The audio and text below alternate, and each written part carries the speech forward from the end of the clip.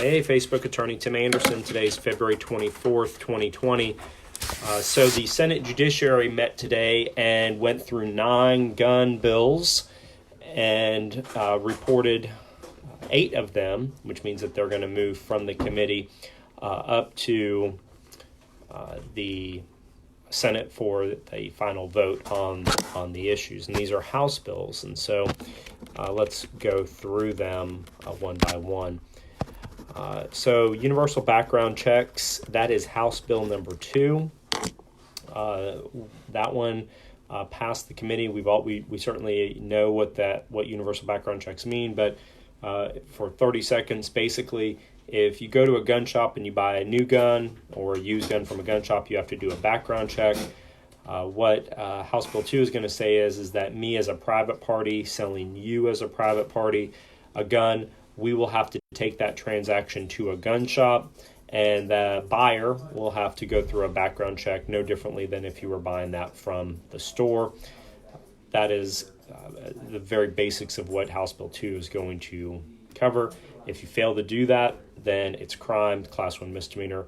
It was going to be a felony. That got dialed back by Senator Peterson about a month ago. Now, I will say Senator Peterson, who's a Democrat, by the way, is by far the most friendly Second Amendment supporter that I can find in the Senate as a Democrat. So Senator Peterson was the one who, Louise Lucas, the senator from Portsmouth, when she proposed this bill, wanted to make it a felony to do that transaction without doing a background check.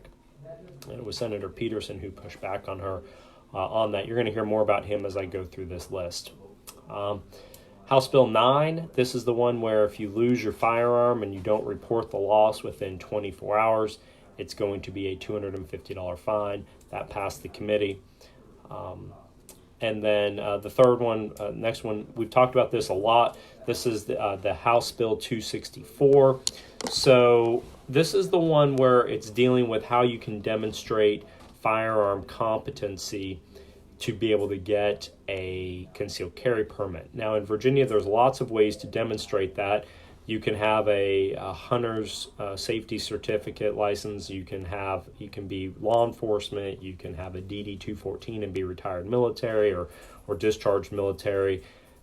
But the way that most people do it is they take a concealed carry class. Now, currently in Virginia, the way that it works is you can take that class live or you can take it online.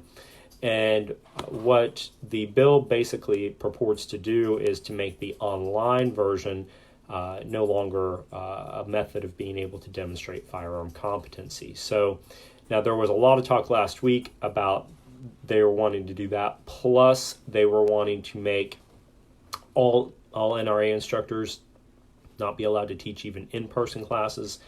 And so what happened with that is that when that House bill came over with those amendments, the NRA instructor provisions of that were stricken. And now in the committee, what they've done is they said that House Bill 264 has to conform with Senate Bill 263, which now only deals with the online courses. So if you're an NRA instructor, that is going to, if it passes the Senate when they all vote later, it is only going to deal with no longer being able to demonstrate firearm competency by taking an online course. So if you don't have your permit, you can still do a online course up until June 30th, but after July 1, if this passes, you'll have to take a in-person class. All right. House Bill 421, this is the locality bill where localities are going to be able to make their own gun laws.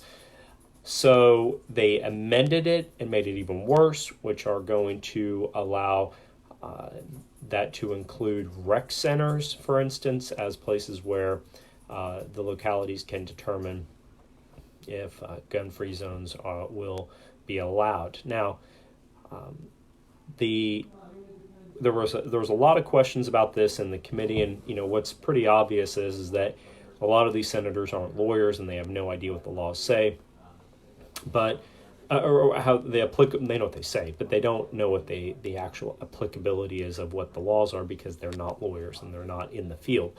But essentially what 421 is going to do is it's going to allow localities by ordinance to declare gun-free zones in certain areas like public buildings, public parks, permitted events, streets that are adjacent to permitted events, and now including rec centers.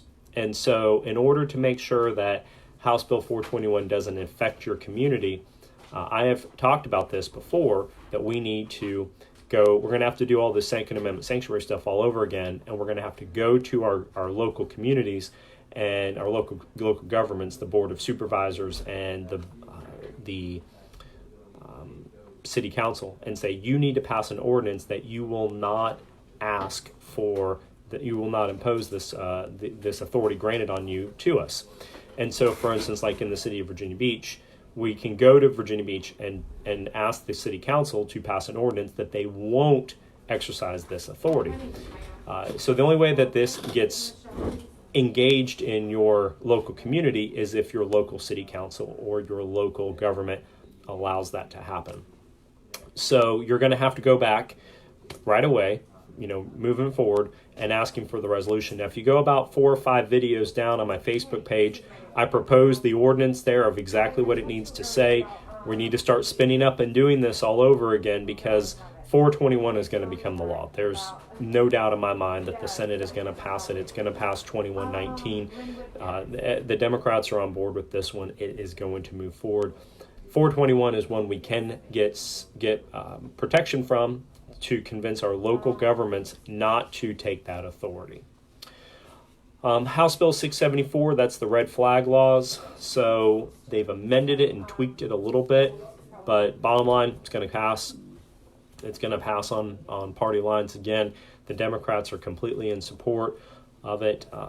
Some of the senators have used the arguments that I've said before, that if you are extremely suicidal and I go and I ask the police to red flag you and they come out to your house and they take your guns, it doesn't mean that you're no longer suicidal.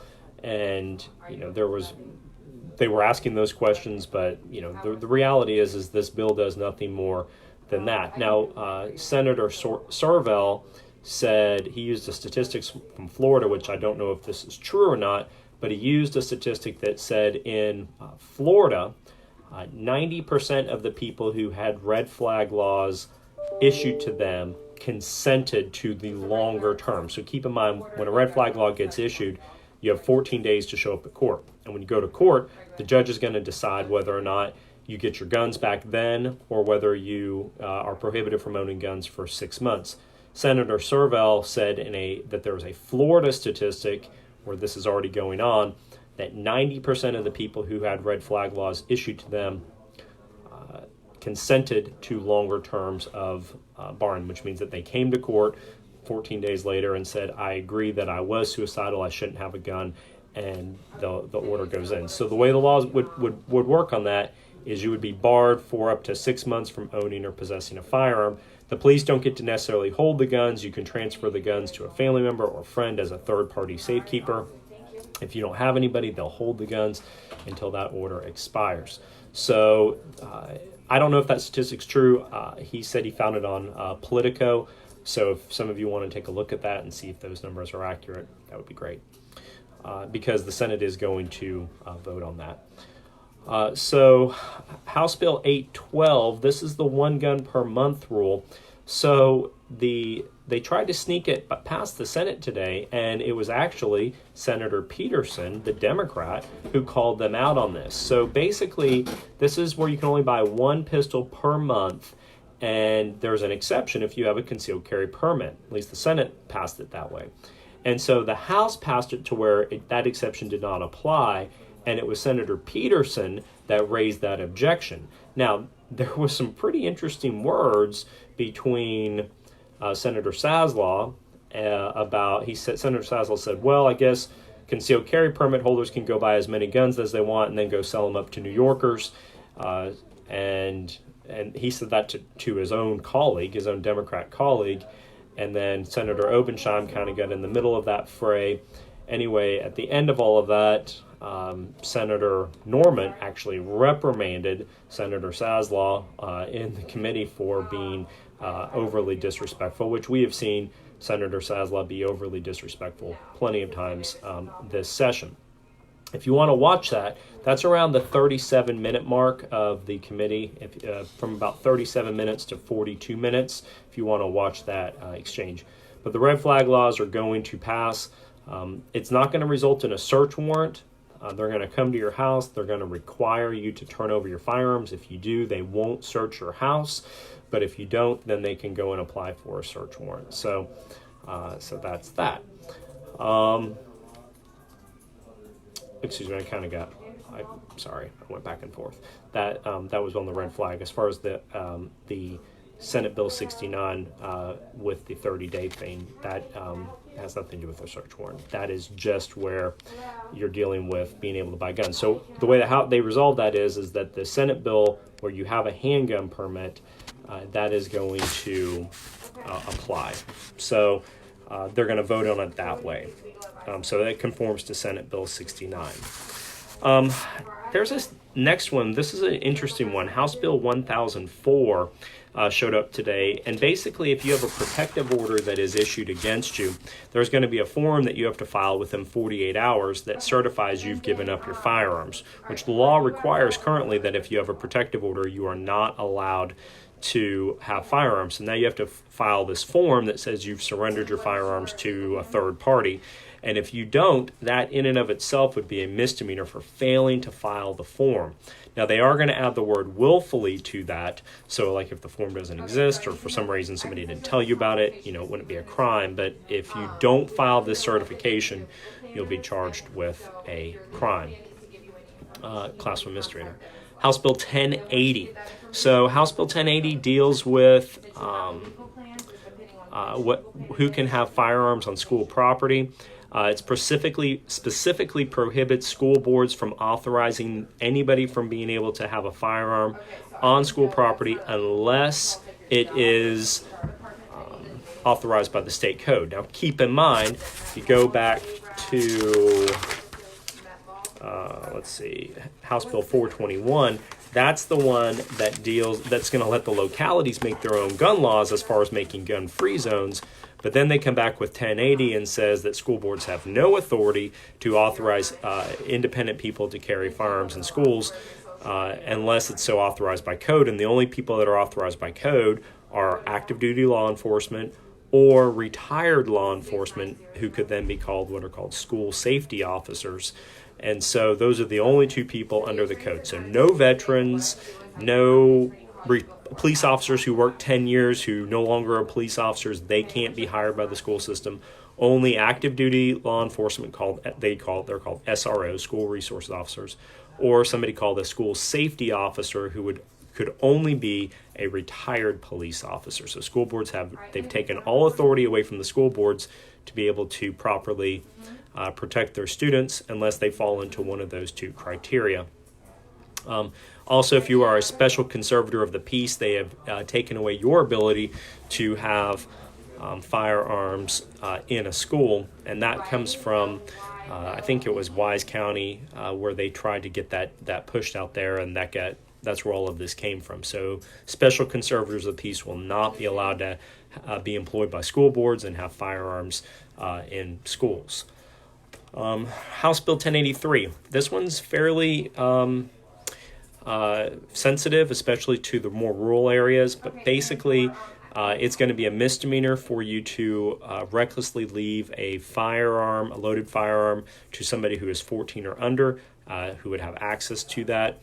And so, it was weird because Senator Morrissey is like, somebody in the southwest part of the state might get charged and a judge sees it one way, and somebody up in Northern Virginia may get charged and a judge sees it different of what reckless is and all of that. So they've created this real loosey-goosey word of what reckless is, and they're just punting it to the court to let the courts try to figure out what they meant rather than they actually say what they meant. This one's going to be a mess, especially for people who, like if you have a 15-year-old kid who lives on a farm out in the western part of the state, and there's a shotgun and it's loaded, is that a recklessly leaving a loaded firearm? And that's going to be an issue that Senator Morrissey thinks should just be resolved by the local judges based on local customs rather than any clear definition of what the word reckless means in the code that they're creating. All those passed. Okay, so all those went forward. Now there was one that was going to make it a state level offense to make it a crime to have a firearm if you had an assault and battery on a family member, sexual battery, stalking charge, and Senator Peterson said we probably need to kick this one down the road. We've done so much. This is an extremely complicated bill. We're not exactly sure how it interacts with federal law under the Lautenberg Amendment. And so that one got carried over. So 3 times Senator Peterson stepped up today in this 1 hour that materially changed some of the outcome of what happened in the committee. So again, Senator Peterson has been by far the biggest ally. So what happens now? It's all going to go to the Senate, and the Senate's going to vote. I highly suspect that all of these are going to pass 21-19, which there's 21 Democrat senators and 19 Republican senators.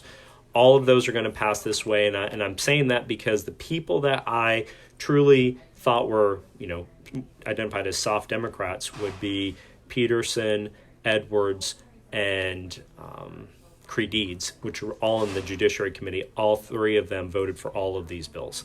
So it's highly likely they're going to follow that. And again, even if we have Senator Lewis, who might defect, which he has not indicated he would, if he defected in any way from the Democrats, it would be 2020, and that would let Lieutenant Governor Fairfax break that tie. So expect all of these laws to pass within the next week, and then from there, it'll go up to the governor, and those will all become the law. So there you go. That's it probably took me longer to explain this than it did. I don't even know where we are on the time here. Probably took me longer to explain it than it did for them to get through all of this. But that's the summary of what happened today in Judiciary.